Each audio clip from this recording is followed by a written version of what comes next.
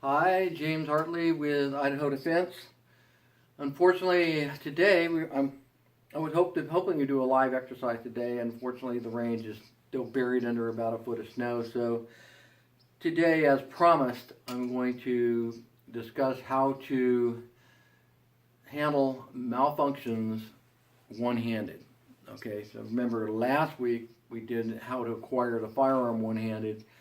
And in that exercise, like this exercise, we were making the assumption that we had been shot or we'd lost the functioning of an arm, and we had to get to and acquire the firearm with the working arm, okay? We're going to do the same thing today, all right? So today we'll work off the right side, my strong side, and then we get an opportunity to go to the range. We'll work with the weak side and actually do this live with ammo on a range at that point in time, okay? So, like last week, just to reiterate, we've taken all the safety precautions and we have unloaded our firearm in another room and taken off all of our magazines with live ammo and put them in another room, and then got some empty magazines and verified our firearm was unloaded and came into this room where I only have snap cap ammunition, and verified the magazines were unloaded and loaded them with dummy ammunition, okay? So in that way, we make sure that the firearms are only loaded with dummy ammunition in this room, and there's no live ammo in my presence here, okay? So that means I can safely practice my manipulations, dry fire techniques, and the exercise I'm going to show you today in this room, okay? Then when we're ready to make everything live again, we can unload the snap caps, go into the other room and load up the live ammo and our firearm and so forth and so on, okay? And that way we have a good separation between where my live ammo is and where my dummy ammunition is. So very important, okay? So here we want to make sure that we are taken care of safety-wise, and we've done those precautions. There's only dummy ammunition here, only dummy ammunition in my gun, checked and double-checked. Okay, so on with the exercise.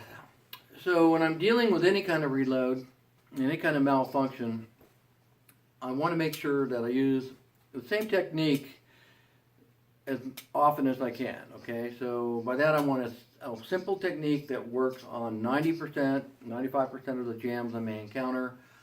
The process is the same. I want the same process so I can burn it into muscle memory. I'm not thinking about it when the shots are coming in and becoming a problem. You know, and when my mind is occupied with other things, I don't want to be inspecting the gun and trying to solve problems, okay? I want to have a technique that I don't need to think about, that works 95% of the time. So that's pretty much what I'm going to show you here. We'll do 3 malfunctions. They're common ones. So they are your stovepipe, your failure to feed, and your double feed. And we're going to use a technique that will work the same way, same technique, all the way through to clear those malfunctions. There's a little bit more work to be done on the double feed, but we always start out the same way every time, okay? And so you'll see that even though there's a little bit more work to do, it's very similar to what we're doing anyway, okay? We're just building on the process that we started with the simpler malfunctions, okay? So, that being said, the other thing that needs to be said is that these techniques take time to do, all right? So, last week when we were dealing with the drawing and reloading one-handed, it took some seconds to do that. It takes a couple of seconds to reload with only one hand, right? It's not an instantaneous process. It's not like a sub-second reload when you have both hands working for you. So in that respect, you always want to remember that if you are in a situation where your physical abilities have been degraded and you have to perform one of these reloads or malfunction drills, that you need to be finding cover, getting down behind cover, and doing the manipulations, okay, as quickly as possible. So it helps to practice, but the thing that's important is, you know, you got to get some cover to do this. Okay, you don't want to be standing in front of your opposition trying to do this sort of thing when he could just sit there and, you know, keep hammering them bullets into your poor carcass, you know, as you're standing in front of him trying to manipulate your firearm. That's not what this is for, okay? If you're in a situation where that's higher risk and you think that you are dealing with high profile, dangerous targets and multiple ones, in that particular case, you probably should have gone in with 2 guns and have a backup gun. So if your primary gun fails, you can immediately go to your secondary and continue the fight that way, okay? But we're going to just assume that this is low risk carrier carrying 1 gun, okay? And you're carrying a mag pouch with some spare magazines, which is about 95% of the time you're going to be carrying anyway if you're a concealed carrier, okay? And then lo and behold, your day goes to shit, and this is what happens. You've got to be able to do these manipulations one-handed. All right, so we're going to start out with stovepipe. We're going to then go to the we're going to do the stovepipe first. Then we're going to do the manipulation with failure to feed, and then we're going to do the double feed. All right, so what I'm going to do right now is I'm going to try to manufacture for myself a nice stovepipe, okay? So what I'm going to do is, let's see, pull the slide back a little bit. Okay, get my dummy round out of my pocket. And then I will drop my dummy round in the slide, and that's pretty much what a stovepipe is going to look like, okay? So you'll notice in the stovepipe, slide is not all the way forward, and your brass is sticking up. It's going to be sticking up or out to the side. Somehow it's going to be stuck outside of the firearm, okay? So there's no way I can essentially fire a second shot that way, okay? So trying to fire a second shot would be essentially an impossibility at that point in time, okay? So now we have to clear that malfunction, but we only have the use of 1 hand. So what I'm going to do is I'm going to basically just do a tap on my thigh, and then I'm just going to do a rack, okay? Now I can take my sight and put my sight basically in my pocket or on a belt, or I can get down here and use my boot. So if I get back a little bit more, you might be able to see that a little better. I can use my heel, okay, on my gun and just do a rack, okay? And now my firearm is ready to go, okay? So I could have done a rack on the belt, okay? I could have done a rack back here on my pocket, or I could do a rack on my heel to get that action, okay? Get the 1 round out and feed the next round so I can start shooting, okay? Okay, the second type of malfunction would be failure to feed. So in that case, the slide doesn't go all the way forward in the battery, so your round would essentially have a slide slightly back. You wouldn't have a round all the way in the chamber, okay? The result would be the same. If you went click, click, click, click, click, you would not be firing as you press the trigger because there's no round in the chamber, okay? So there again, we're going to do the same exercise, okay? Finger out of the trigger guard. We're going to slap on the thigh, okay?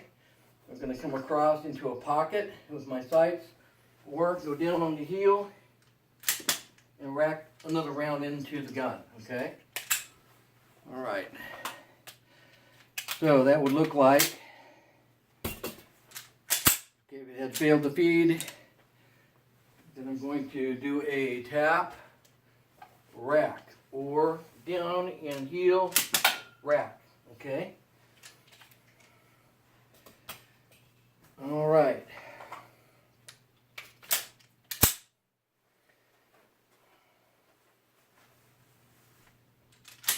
And rack the next round in, and you're ready to shoot, okay? So that's 2. Let me pick up my rounds here.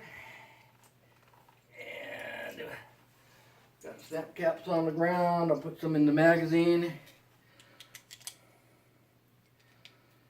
Okay, and then we'll try to do a double feed, okay? A double feed would be a little bit more difficult to set up, okay? All right, I'm trying to figure out how to best do this here. All right. So on the double feed, the best way to set that up is to rack the slide back. Okay, and what I'm going to do is put a dummy in the pipe, Put in my magazine behind it. And that's what a double feed looks like. Okay. So on your double feed, primarily you still got a round stuck in the chamber, and possibly empty brass stuck in the chamber, and a live round trying to come up underneath it. Okay.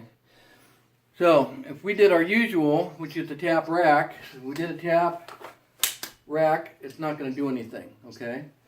So even if I did a tap, went down to my knee and did a rack, okay, it's not going to clear the malfunction. Okay. And that's because there's spring tension on that. There's slide tension on that second round, okay? So it's not allowing the round to come out of the, the magazine to come out of the gun. So I've got to strip the magazine somehow. So even if I'm pressing the magazine and wiggling quite a bit, it's not going to drop the mag, okay? All right, so we have an issue here. So we got to clip that magazine cleared out and have another magazine ready to go in order to get the gun functioning, okay? So in order to get that magazine out, you notice there's a little lip on my magazine. Okay, that lip's going to be essential because I'm going to have to use something to grab onto that lip and not my mouth. Okay, I don't think you can bite down on that and strip it out that way. Not a good idea, okay. So what we're going to do is we're going to use the magazine release, and we're going to use that lip on the magazine and try to get that stripped out, okay. So the best way to do that is off the heel of the gun. So I'm going to come down, magazine release, and strip the magazine out of the gun. Okay, that's fine. All right, but now what I need to do is make sure that I clear the gun and get another round inside. And make sure I clear out the magazine, the chamber, and then get another magazine in the gun and so I can shoot. Okay. So the way to do that is you're going to have to clear out, cycle the magazine a couple times. You can either use your pocket, or you can go down on the ground again and cycle off the boot top. And now I need to get a mag in the gun, okay, in order to continue the fight. So that we're going to do like we did last week. Turn the gun around between your knees, grab your magazine with your functioning arm, tap, and now we need to rack around in the gun in order to continue the fight, okay. Again, we can do that off the heel or off the pocket, okay? So I like to use the heel because I get more purchase. Rack around in the gun, and then I can continue the fight, okay? And that's how you handle those malfunctions, okay, one-handed. All right, so again, this is something you're going to have to practice. You're good to practice out here and use the snap caps and so forth to get these manipulations down here in the home during your dry fire with your practice ammo before you go out to the range and try to do this live, okay? So that's it, the exercise for this week. I am going to make an announcement that Idaho Defense is going to be re-upping. The announcement I wanted to make last week, I'm making it this week. It's that we're re-upping our FFL. We're going to start manufacturing rifles and pistols for self-defense. So primarily what I'm going to be working on is 1911s and AR platforms. And our purpose is to build the best combat 45 and the best combat ARs that we can make, most reliable that we can make, okay? Suitable for fighting, okay? So not race gunning. So we're not interested in race gun parts. We're not interested in making the gun look fancy. We're making the gun reliable in all weather conditions, okay? This is a gun you want to be able to take out into the field and use for your self-defense in all weather conditions. That's what we're working for, okay? So it's kind of an exciting announcement for us. We're also going to be working on ammunition. So we're going to be providing high quality, well-manufactured ammunition. So we're going to do reman manufactured off of first fired brass, but it'll all be professionally sized, all be inspected, all be polished, and we want to be able to provide that ammunition to you in a variety of different bullet types. But the idea is that we want to make it high enough quality ammunition that's actually self-defense ammunition, just not practice ammo, okay? So we're very big on that. So we'll probably be using Lehigh defense bullets and so forth, or some similar type of bullet for our self-defense rounds, okay? So that's kind of an exciting thing that I wanted to present. So anyway, one of the things we will do, we'll guarantee we're going to make sure the rifles run. We're going to shoot them 250 rounds or more. Give them a little bit of a torture test, not too much, but we want to make sure that the gun will run and work in all kinds of conditions. So we'll do that off our test platforms, and then we'll do reliability testing for customer guns, and provide you with the magazines that we ran the qual with.